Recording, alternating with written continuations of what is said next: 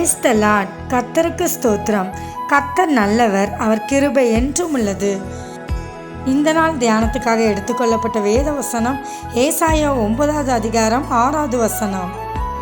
நமக்கு ஒரு பாலகன் பிறந்தார், நமக்கு ஒரு குமாரன் கொடுக்கப்பட்டார், கர்த்தத்துவம் அவர் தோளின் மேலிருக்கும், அவர் நாமம் அதிசயமானவர். இதை பார்த்து கொண்டிருக்கிற பிரியமான சகோதர சகோதரிகளே, இயேசு கிறிஸ்து அதிசயமானவர். மீகா 7:15வது வசனத்தில் பாருங்கள், நீ எகிப்து தேசத்தில் இருந்து புறப்பட்ட நாளில் நடந்தது போலவே உன்னை அதிசயங்களை காண பண்ணுவேன். நம்முடைய தேவன் அதிசயமானவர். அதனால் இஸ்ரவேல் ஜனங்களை கர்த்தர் வனாந்தரத்தில் ஒவ்வொரு நாளும் அதிசயமாக நடத்தி சென்றாருங்க.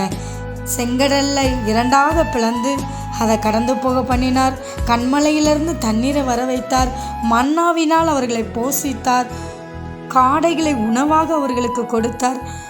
அவர்கள் வழி நடத்துவதற்கு பகலில் மேகஸ்தம்பத்தினாலும் இரவில் அக்னி ஸ்தம்பத்தினால அவர்களை வழிநடத்தி சென்றார். அந்த 40 வருடமும் அதிசயமாக நடத்தி சென்றார். அதே போல் கர்த்தர் இன்றைக்கும் அதிசயமானவராக தான் இருக்கிறாரு. உங்கள் வாழ்க்கையில் நீங்கள் இயேசுவை ஏற்றுக்கொண்டு அவருடைய வழியில் நடக்கும்போது கர்த்தர் உங்களை ஒவ்வொரு நாளும் அனுதின தேவைகளெல்லாம் சந்தித்து அதிசயமாக நடத்தி செல்வார். ஆமென். தேவன் தாமே உங்களை ஆசீர்வதிப்பாராக.